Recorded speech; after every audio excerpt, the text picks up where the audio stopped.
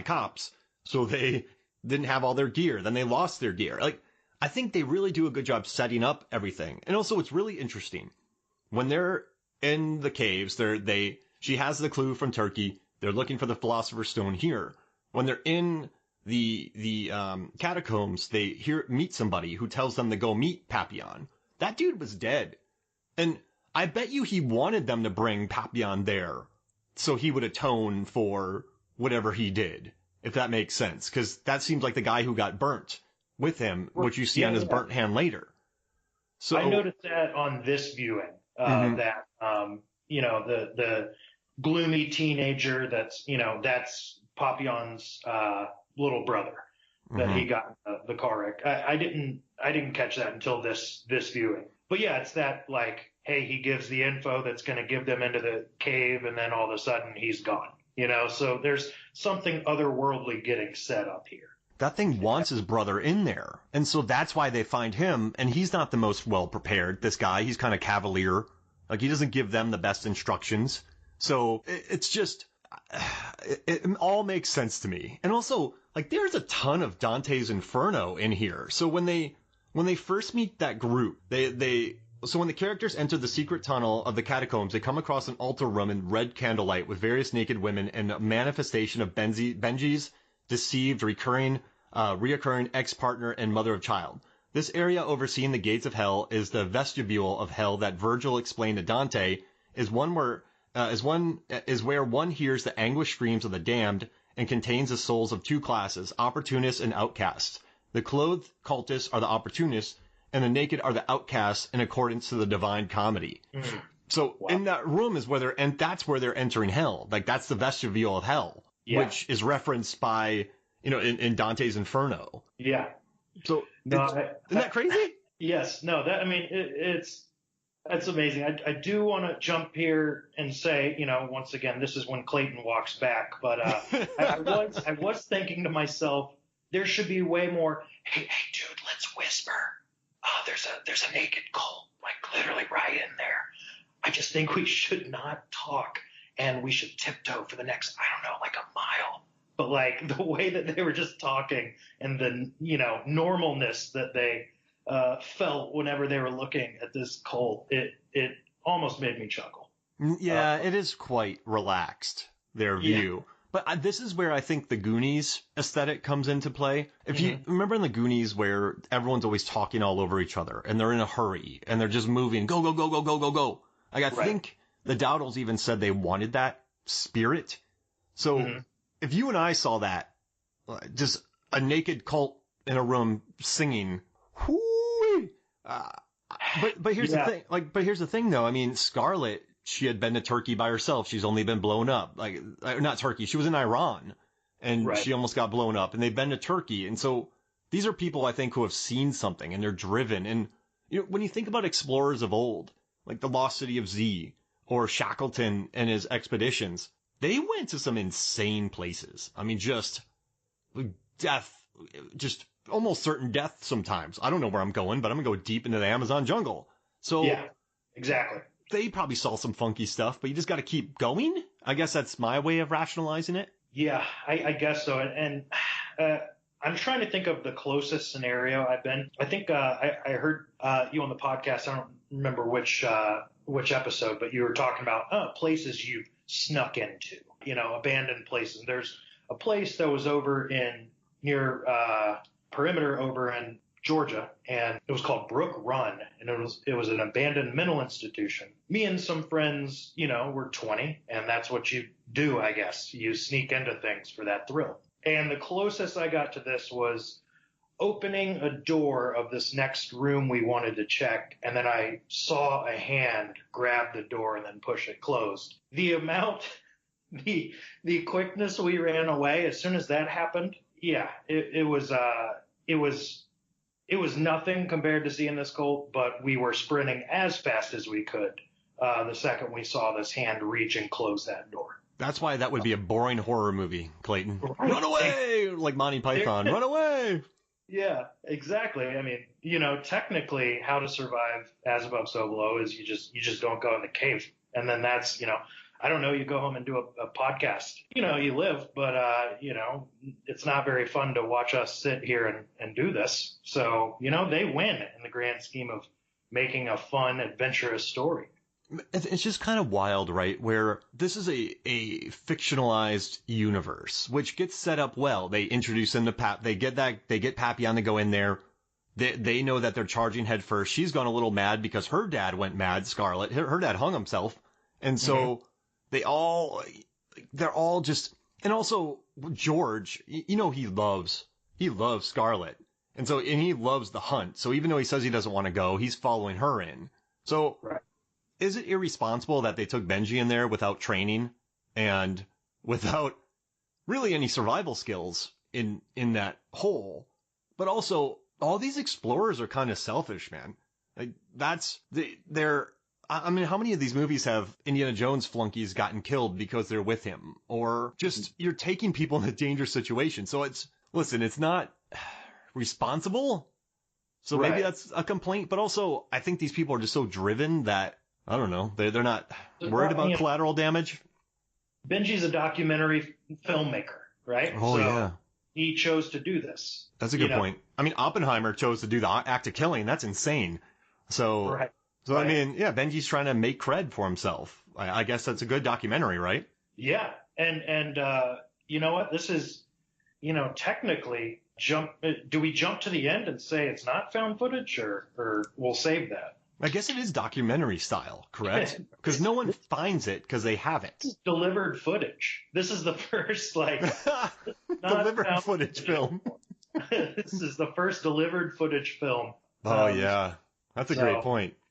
Yeah. Wait, but did someone grab the camera that Benji had? That's why they were able to edit together him being wiped out. Did they grab the thing on his head, too? Probably.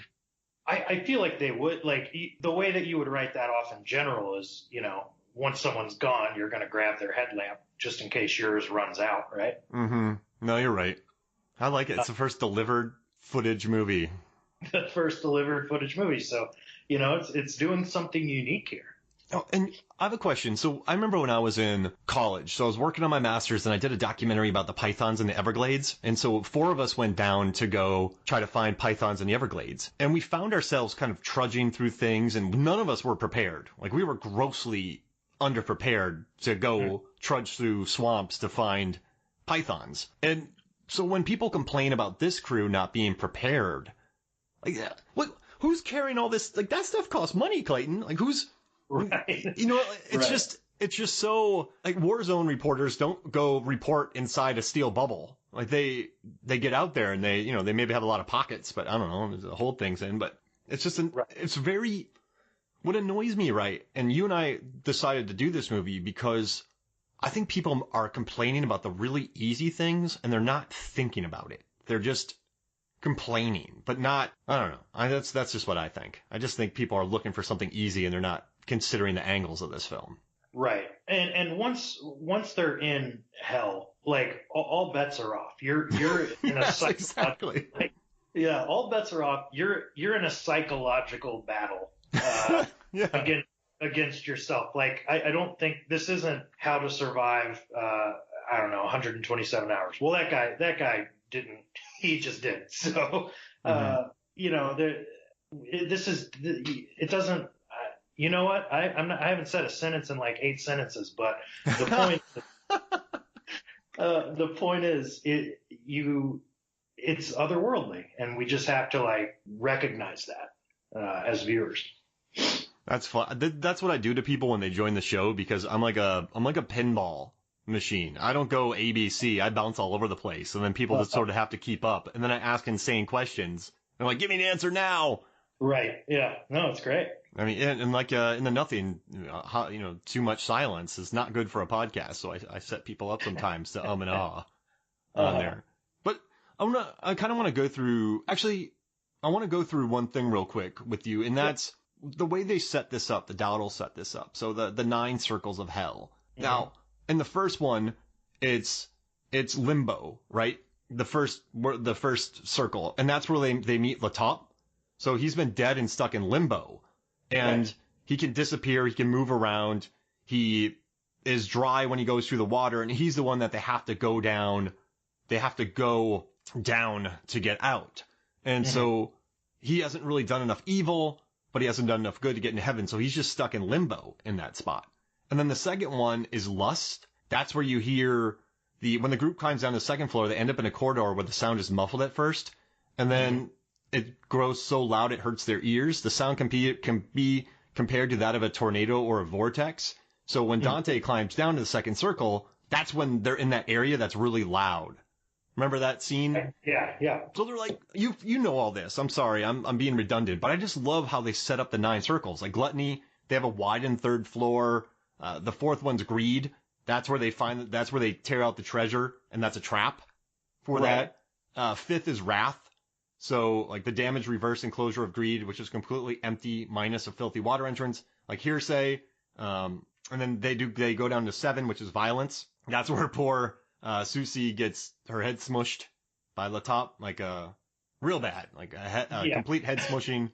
Fraud is where he falls, like that's where like an amphitheater shaped area would drop in the manifestation of Benji's victim of Bologna and pandering and flattery. So then he falls, and then treachery is the very bottom, where they get into the 9th circle of hell, where people are attacked and like the wall demons bite people, and they say that's Satan sitting in that chair because his face is nice on one side, burnt on the other.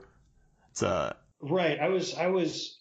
I don't know what else it would be other than Satan and a guy named Rick. Like but I will say that oh man, I just love the sound design as soon as they enter that room. It's so good. So they're saying like the demon of Cain is the one that bit George, and Judas is down there, and Ptolemy. It's really interesting. People have studied the hell out of this movie. Wow, that's great. Yeah, it's all there. So when people get when they complain so much about it, I don't think they're realizing what this draws from. I mean, maybe that's the movie's fault that people don't know it. Because there's a lot of things in this movie you can miss, Clayton. There's a lot of hints that make you have to pay attention. And if you don't, I think you miss neat little clues. Right. Yeah. I mean, going back to it, let's jump back to the beginning. Because I do want to bring up the wide-eyed girl. She is seen walking out of the club. But are we to think like that is just in some ways later she's going to be a representation to Benji of whatever his sin was? I think so. Okay. That's the theory. That's a theory, but she goes after him. I think that could be it. Right. Yeah, she looks directly at the camera. He follows her. Would I be able to jump into my first of the 3 things talking about the wide-eyed girl? Yeah, please. So these are all the thoughts I had on it. Pretty much, they lock eyes whenever they're looking for Papillon. They're at the club entrance. She walks by. He pans to the right, and then he pans back to the left to see her.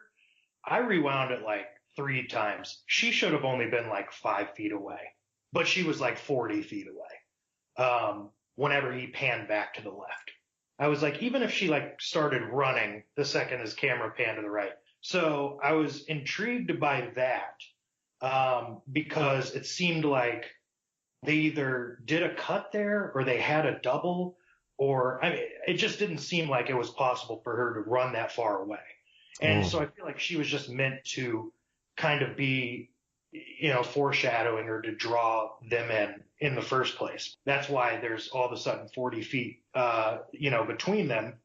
And then whenever they're in the club, you see her one more time. You pretty much see her. It was 21 minutes and 13 seconds in that I paused it on like the perfect pause to where you see like a demonic aura that's walking with her. Now there are 24 frames a second, so I just got really lucky on my pause, but it's there. If you go there. What? Yeah, if you go there, 21 minutes in, 13 seconds, some sort of a demonic aura ghostly figure is walking with her. What? Yeah. Check it out. This is amazing. Yeah. This movie's good.